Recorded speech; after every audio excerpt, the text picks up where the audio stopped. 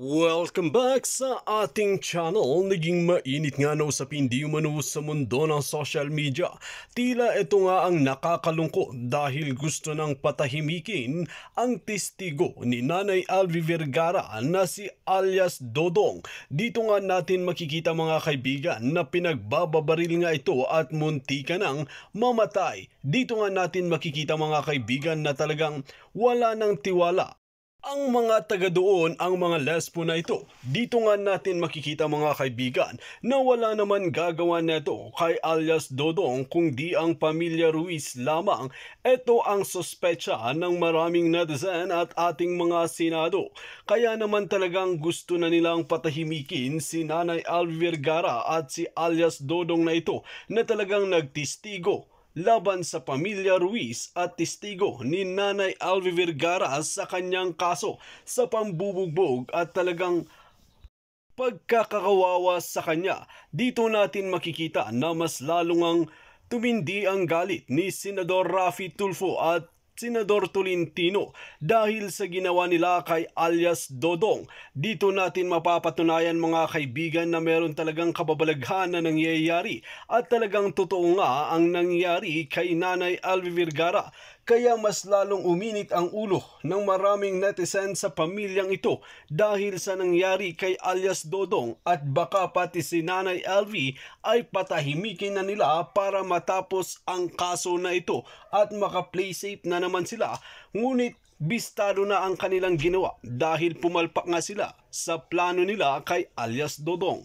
Well mga kaibigan, para nga sa karagdagang impormasyon, panoorin nga natin ang buong video. At kung bago ka lamang sa aking channel, huwag kalimutan i-click ang subscribe button at notification bell para lagi kang updated sa ating mga bagong video. At para sa sulit viewers natin dyan, maraming salamat sa walang sawang pagsuporta. Mga kaibigan, no, talagang ito pa, no, isa pa mga kaibigan, hindi na po sila nagtitiwala sa mga kapulisan doon sa lugar nila, guys. Ayaw nila magtiwala sa mga authority doon. Kaya itong si Aling LB, tsaka yung mga kasamahan niya, kapatid yata niya yun no? Yung parang may kapatid pa siyang isa dyan na natatakot din. Nag-request po sila, guys, kay Senator Tolentino na mag-extra bantayan, extra security. DILG po yung pinapapunta doon mga kaibigan. Hindi po yung hindi po mga kapulisan kasi nga yung ito pa lang pamilya na to, guys, itong Ruiz. Di umano sabi ko di umano. Itong di umanong mga Ruiz, guys, ay talagang maimpluwensya pala to sa lugar nila. Grabe pa lang na to. Parang kunwari parang sindikato din siguro to, guys, kasi nga malaking impluwensya daw nito, hawak lahat. Hawak ang mga kapulisan, siguro may hawak din to ng mga mga politiko, hindi natin alam. Kasi grabe po ang impluwensya, guys, ng mga Ruiz Kaya itong sila Aling LB tsaka yung mga pamilya niya natatakot. Kaya po ang nangyari, guys, tumawag kaagad sila kay Senator Tolentino para mabigyan sila ng extra security. Oo, sino pa ang suspect diyan? Alam na natin. 'Di ba? Wala na, 'di ba? Kahit sinong tanungin natin mga kaibigan, isa lang po talaga ang suspect diyan. Ito po pakinggan po natin si Senator Tolentino, guys. Ito po yung ito po yung interview niya kanina, no? Alamin natin. Okay? Bago natin puntahan yung pinaka-main topic natin, guys, pakinggan mo natin si Senator Tolentino sa kanyang privilege speech.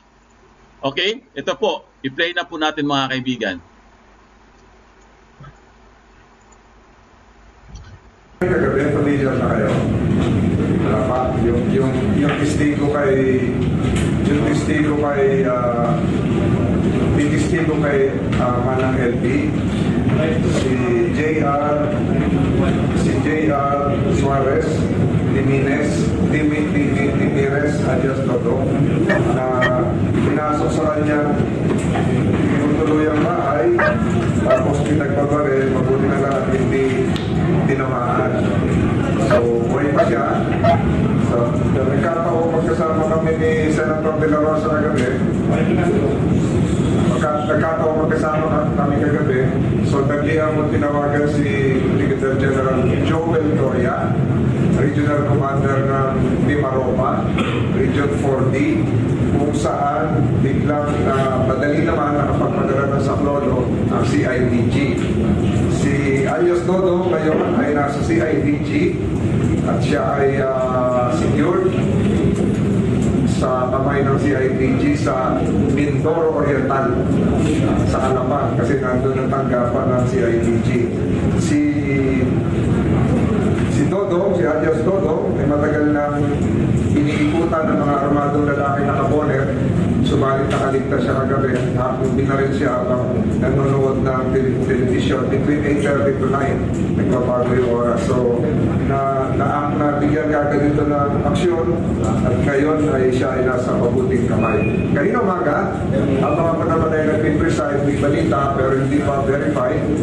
Verify ko ngayon, si LB mismo ay pinasok din ng mga armadong lalaki sa Batangas City. Hindi pa verified yun. Pero yung kay Alias Dodo, verified yun. Andito sa akin yung police report ng Mimaropa Police. Ibigay ko sa inyo. Sino gusto kumuha? Sige, una na lang ng litrato. Sir, may information na po ba kung sino po yung behind dito sa intention na po? Yung nakitang lalaki ay may kalakihan, 5'10" height. Yung armadong bumaril kay Dodo. Kung sino yung behind, iimbestigahan pa ng kapulisan. Pero yung inyong haka-haka ay siguro pareho tayo. Kung sino yung inyong hinala, baka nagkakatugma tayo. Sino ba ang gagawa ng masama kay Alias Dodo? Patatawag pa lang siya ng Senate Committee on Justice sa susunod na hearing. Sir, I understand na... Diba? Nag-gets nyo guys yung sinabi po ni Senator Tolentino? Sino pa ang suspect? Sino pa ang dapat nating sabihin na suspect or sino yung dapat nating para ituro na suspect, di ba? Wala nang iba. Kasi nga, itong si Alias Dodong, hindi pa siya naka-attend ng Senate hearing. Ito pa lang guys, first time niyang pumunta sa hearing na yon. At itong si Alias Dodong, siya po ang naka-witness kung paano nila minaltrato, inabuso itong si Aling LB, mga kaibigan. Siya, kita niya sa kanyang dalawang mata. Siya po ang makapagpatunay at siya po ang magdidiin sa mga Ruiz. Kaya syempre, ano pang gagawin, di ba? Alam niyo na. Kasi alam nila guys na itong mga Ruiz ay talagang makukulong. Makukulong yan, no? Di umano ano yan talagang sila yung sila yung pinaka may kasalanan dito Kitang-kita naman at klarong-klaro naman sa mga salaysay. Pero itong nangyari po kay Alias Dodong na ang natitirang testigo ni Aling LB, bakit balak nilang ipatumba? Balak nilang tudasin. Buti na lang nakatakbo, no? Sinuswerte pa rin siya. Kasi guys, talagang plano nilang patumbahin siya Tsaka swerte din itong si Nanay LB guys, kasi pinasok din sila ng tao ng mga tao Buti na lang walang nangyari sa kanila kasi nga nakasumbong kaagad sila, no? At ang unang-una nilang tinawagan ito si Senator Tolentino. Buti na lang mabilis ang action guys. Buti na lang talaga, hindi yung parang nag-iisip pa, no? Direct kaagad yung action nila at nagpadala kaagad sila ng security. Kasi kung hindi guys, talagang tutudasin siya. Kasi siya lang makakapagsalita dito mga kaibigan. Siya na lang ang bukod tanging witness, living witness guys, na talagang 100% masasabi natin, no? Ako masasabi ko 100% na pwede niyang isalaysay lahat ng ginawa kay Aling LB. So doon mapapatunayan na nagsisinungaling po itong si Franz. Di umano itong si Franz. Malamang sa malamang. Kasi wala Wala talaga silang choice dyan. Kailangan nilang patahimikin. Kung hindi ba, didiin sila, di ba? Kahit sino naman siguro sa atin dito. Ganun talaga ang first impression mo dyan Bakit siya gustong itumba? Bine-verify pa na yung yung report na baka pinasok din si Lima ng LB, no? Given this, meron po ba tayong proposal na bigyan na rin ng security? Kay Manang LB ay meron tayong paikot-ikot na security. Subalit, si Manang LB, hindi ko dapat i-discuss ito, baka ma-compromise yung kanyang seguridad, ay sinusubukan na rin natin ngayon na ipasok sa Witness Protection Program. Yung proseso lang yan. So ipapasok na po si Aling LV sa Witness Protection Program. So ibig sabihin, lilikas na po sila dun sa lugar nila. Meron na pong lugar na pwede siyang magstay. Hindi na sila babalik doon. Kasi kung wala delikado na talaga buhay nila, guys. Talagang siguro, tutudasin siguro talaga. Nakakatakot, di ba? Grabe po. Grabe po ang mga pangyayari ngayon, guys. Parang wala na pong batas. Parang wala nang takot ang mga tao. Wala nang takot ang mga masasamang elemento na gagawa ng masama sa kanilang kapwa. Kasi, ito galing pa ito sa Senate hearing, guys. Pero, pinuntahan pa rin ng pinuntahan pa rin ng riding in tandem. Antindi, di ba? Galing na sila sa hearing, Imagine niyo. Nakailang hearing sila, 2, 3. Pero nagawa pa rin nilang mag-utos ng riding in tandem, no? Di umano, allegedly. Kasi, syempre, ano ba namang iisipin natin? Sinong gagawa niyan? Meron pa bang ibang gagawa niyan? Siya yung pinaka-prime witness dito Di ba? Si alias Dodong. Kasi parang may ginawa din sa kanya, guys, no? Kay Dodong. Itong di umano'y mga amo. May ginawa din sa kanya na hindi ka nais-nais. Kaya gusto niyang kumanta. Antindi talaga, guys. Wala na talagang takot. Gagawin nila lahat para tumahimik itong si LV. Kasi alam nila wala na. Sigurado sila dito, todas talaga. Wala. Kulong sila dito, guys. Pag itong si alias Dodong lumantad sa Senado, kulong.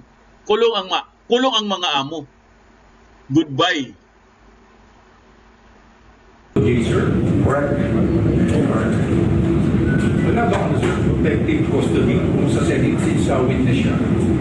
Pwede siyang itigil dito, pero yun hanggang sa meron lang tayong pandinig. Mas malawak at malalim yung Witness Protection Program sa batas sa pinasa rin ng Senado. Any other questions? Can we get more details? Sino po si Noto? Ano po yung... yung hearing nung nakaraang hearing, makikita nyo kung kahit sa transcript, si alias Toto at testigo na nasaksihan niya yung pagmamantrato kay LV Vergara. Siya yung testigo. Siya po yung, if I remember from the previous hearing, siya po yung kumampi po kay LV. Yes. Yes. At meron pang isang testigo na aming nakuha na susubukan na rin namin protektahan kayo, pero hindi ko mamamagin. Itong testigong to ay hindi lang nasaksihan yung marahas at malupit na pagtrato kay Manang LV, kung hindi siya mismo ay nakaranas din ng ganun. Si Dodong Sen ay kasabahay. Kasabahay din ng mga Luis. Boys. Yes. And these are they... Lumipat na siya ng pinapasukan. And are yung mga employers ni LV, yung employers ni LV, are they capable of actually hiring people to current? Hindi ko masabi yun, pero nung hearing dito, kung matatandaan nyo, 5 po yung abogado nila. Kung matatandaan nyo, 5 po yung lawyers nila. So, siguro kayang sagutin na yung tanong mo. Sir, after po nitong pangyayaring doon na may sinubukan na nasaktan, wala namang po nagsabi doon sa mga testigo na aatras na sila kasi natakot na sila doon sa posibleng mangyari?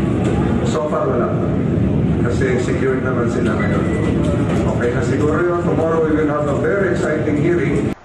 So mga kaibigan, para lang po sa update natin, no, ito pong si Aling LV guys, tsaka yung company, yung mga kasamahan niya, no, siguro yung kapatid niya, tsaka itong si alias Dodong, naka-witness protection na po sila guys.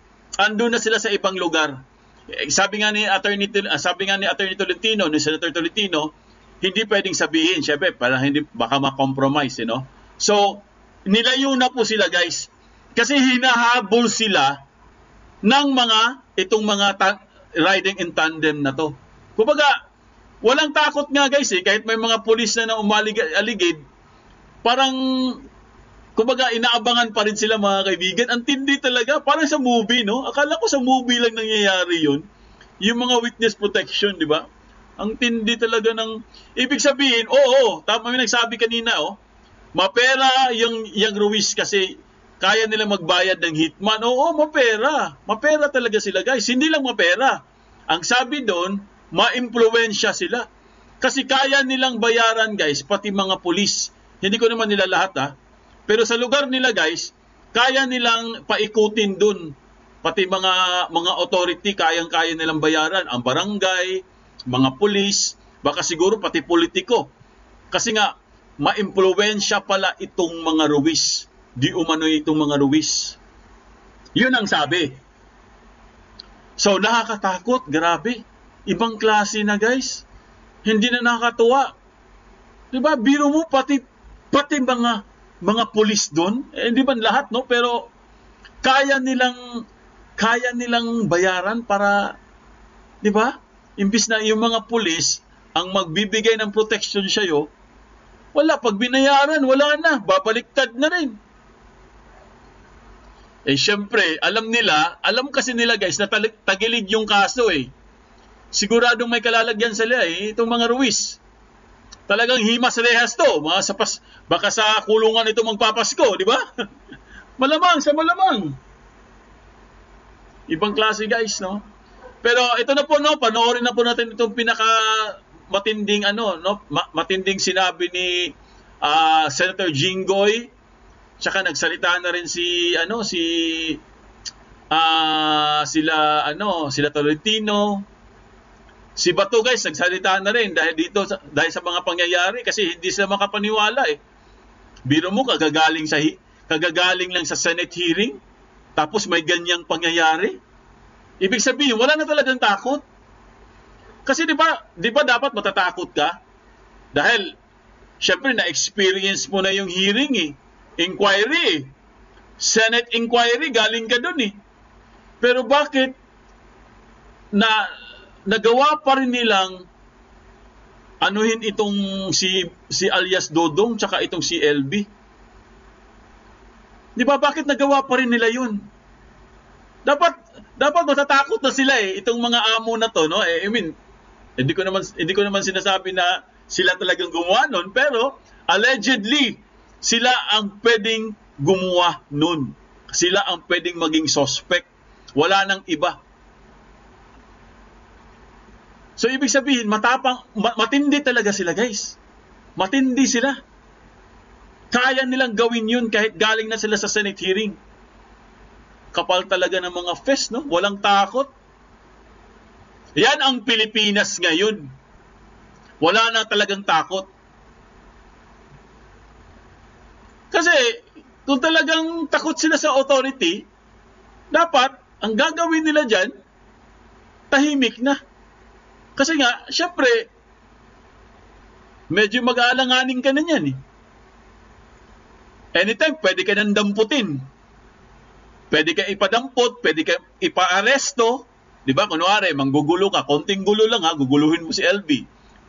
Pwede kang arestuhin ka kaagad. Kasi nga, meron kayong meron kayong parang hidwaan Kaya kang damputin kaagad ng pulis, itong amo, pero hindi wala silang takot.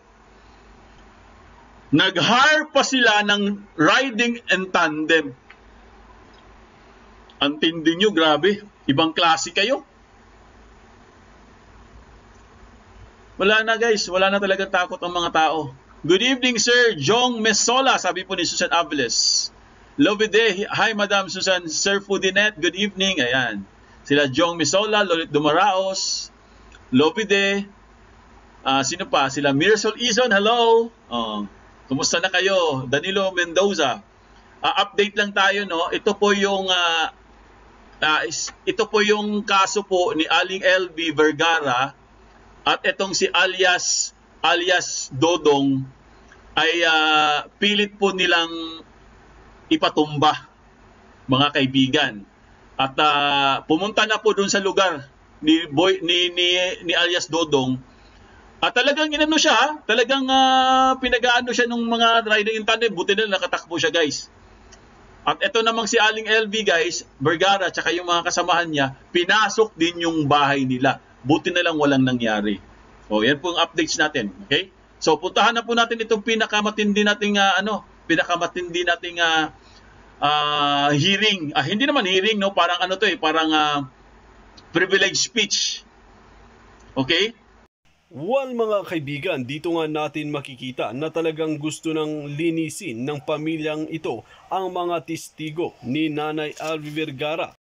Ngunit hindi nila alam na mas lalo silang ididiin sa kaso dahil sa mga kapalpakan na ginawa nila kay alias Dodong. Buti na lang at hindi na todas itong si alias Dodong na ito. Paniguradong gagawa na naman ng kwento ang pamilyang ito. Well, mga kaibigan, kung kayo ang tatanungin ano ang inyong mga opinyon, just comment below sa ating comment section at ating pag-uusapan.